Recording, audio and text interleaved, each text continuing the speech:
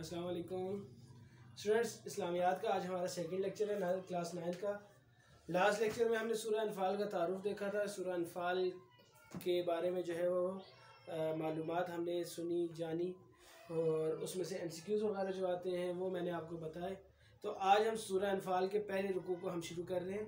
यहाँ सामने आपके मैंने हर एक लफ्ज़ का जो है वो तर्जुमा अरबी से उर्दू लिख दिया है। रेड कलर में जो लिखा हुआ है वो सारा अरबी होगा और जो ब्लू कलर में आपके सामने जितना भी ये लिखा आ रहा है वो सारा उसका तर्जुमा होगा।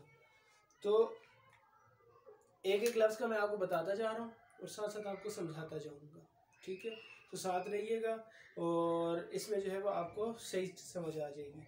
बामुहावरा तर्जुमा आप आखिर में बुक से जो है वो देख कर लें। एक्चुअली होता ही है कि स्टूडेंट्स को कि वर्ड टू वर्ड जो है वो तर्जुमा आ नहीं रहा होता, इस वजह से बामुहावरा तर्जुमा मुश्किल हो जाता है। और करते क्या बच्चे फिर आखिर में रट्टा मारना शुरू करते हैं, समझते नहीं हैं। और रट्टा क्या होता है, वो पेपर में आयत को ही आई होती है और उसका जो है वो तर्जुमा कुछ और लिख दिया जाता है।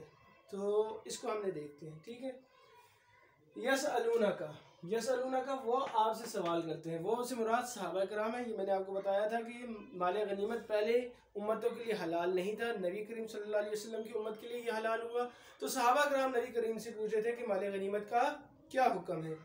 अल अनफाल माल गनीमत, कुल आप फरमा दीजिए, लिल्लाह व रसूलिही, अल्लाह और उसके रसूल के लिए। यसअलूनक अनिल अनफाल, वो आपसे माल गनीमत के बारे में दरियाफ्त कर रहे हैं। कुल अल अनफाल, अनफाल एक बार यहाँ दोबारा है, वो मैंने स्किप कर दिया क्योंकि सेम मीनिंग था।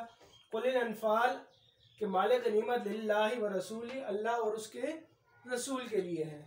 फत्तकू, फा का मतलब जो है सिर्फ फा, तो जिसको हम उम्मन हमारे यहाँ जो वो एक और लफ्ज़ लिख दिया जाता है पस, पस का मतलब भी तो ही होता है। तो तुम डरो, फत्तकू आगे लफ्ज़ अल्लाह है तो लफ्ज़ अल्लाह का मतलब अल्लाह, फत्तकुल्लाह तो तुम अल्लाह से डरो। व अस्लिहू ज़ात बैनिकुम, अस्लिहू सुलह रखो। अस्लिहू सुलह उर्दू में सुलह का लफ्ज़ होता है, अरबी में अस्लिहू, मिलते जुलते हैं क्योंकि उर्दू जो है वो अरबी ज़ुबान से ही बनी है। कई वर्ड्स ऐसे हैं जो अरबी में यूज़ होते हैं और वही हम उर्दू में भी इस्तेमाल कर रहे होते हैं। अस्लिहू ज़ात बैनिकुम, आपस में सुलह रखो। ज़ाता आपस में, बैनिकुम आपस में, ज़्यादा बैनिकुम बल्कि आप पूरे इसका मतलब कर लें कि तुम आपस में सुलह रखो। बैनिकुम ऐसे मैंने लिख दिया, तुम आपस में, आगे अलग से भी बयान कर दिया, ठीक है? अतीउ, तुम अताअत करो। आगे है आयत में अतीउल्लाह व रसूलहू, अल्लाह और उसके रसूल की। इन अगर तुम मोमिनीन ईमान वाले हो। यहाँ एक आयत जो है वो कंप्लीट हो गई। क्या मतलब हुआ इसका कि वो मुजाहिद लोग सहाबा इकराम नबी करीम सल्लल्लाहु अलैहि वसल्लम से सवाल करते थे, या रसूलुल्लाह माल गनीमत के बारे में क्या हुक्म है? तो नबी करीम सल्लल्लाहु अलैहि वसल्लम ने को अल्लाह ताला ने हुक्म दिया कि आप सल्लल्लाहु अलैहि वसल्लम फरमा दीजिए कि ये अल्लाह और उसके रसूल का माल है। क्लियर हो जाए कि माल गनीमत हमारे लिए नहीं है, हम अल्लाह और उसके रसूल का माल है। अल्लाह और उसके रसूल ने हमारे लिए हलाल कर दिया तो हम इस्तेमाल कर रहे हैं। अगर जब अल्लाह और उसके रसूल जो पहले अम्बिया आए अल्लाह ने उसको हराम किया था तो हमने उसको इस्तेमाल भी नहीं किया था। यहाँ तक क्लियर हो गया? तो माल गनीमत के बारे में सवाल हो रहा है तो आप फरमा दें कि माल गनीमत अल्लाह और उसके रसूल का माल है। तो आप तुम डरो अल्लाह से और आपस में सुलह रखो। माल के लिए लड़ाई नहीं करने लग जाना कि मुझे इतना मिला और तुम्हें इतना ज़्यादा मिल गया, ये नहीं होना चाहिए। आपस में सुलह रखनी है, लड़ाई झगड़ा नहीं करना। अताअत करनी है। अताअत देखो, अतीउ अताअत दोनों मिलते जुलते हैं। ये लफ्ज़ उर्दू में अताअत इताअत का लफ्ज़ होता है, अतीउ अरबी में। इन अगर तुम ईमान रखने वाले हो, अगर तुम ईमान रखने वाले हो तो अल्लाह और उसके रसूल का जो हुक्म तुम्हारे लिए आ गया है सिर्फ उसकी फरमाबरदारी करो।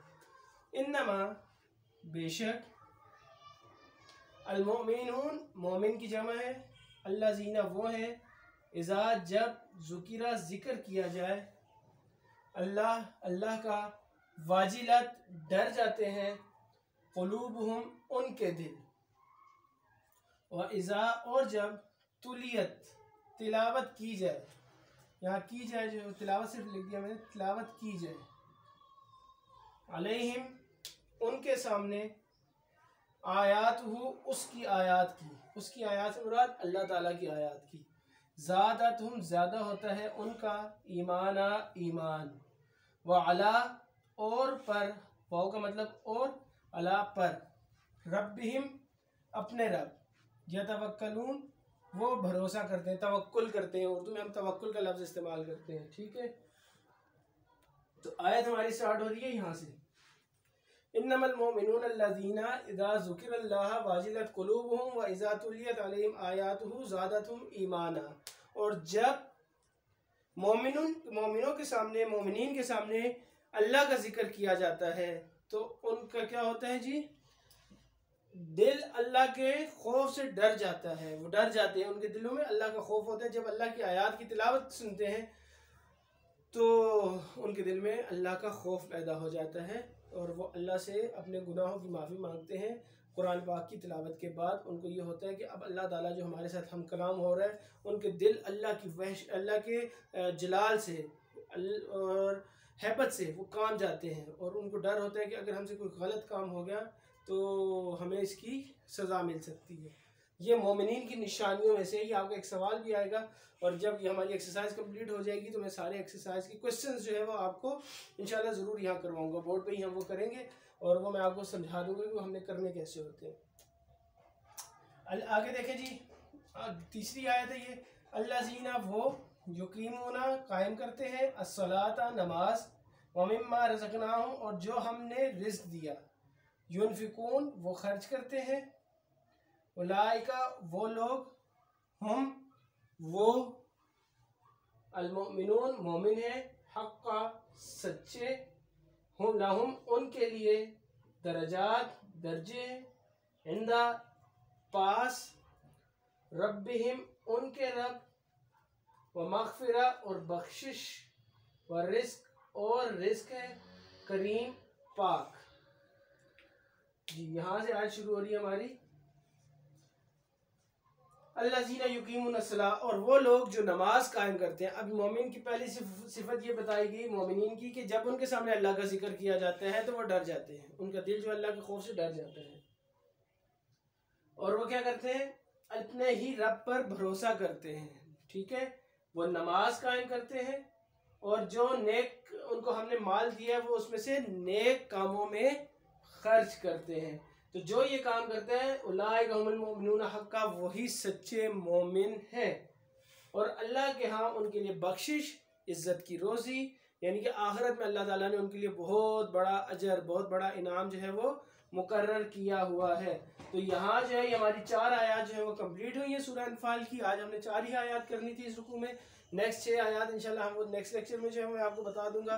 तो इस रुकू के अंदर हमने मोमिनीन की 5 सिफात का जिक्र किया। पहली कि जब उनके सामने अल्लाह का जिक्र किया जाता है तो उनका वो जो है उनका दिल डर जाते हैं और वो जो है उनका ईमान बढ़ जाता है और वो क्या करते हैं, वो अपने रब पे भरोसा करते हैं और जब उनको नमाज अदा करते हैं और जो रिस्क दिया गया उसमें से नेक कामों में वो खर्च करते हैं और यही सच्चे मोमिन है और उनके लिए बख्शिश और अल्लाह ने पाक रिस्क का वादा किया है।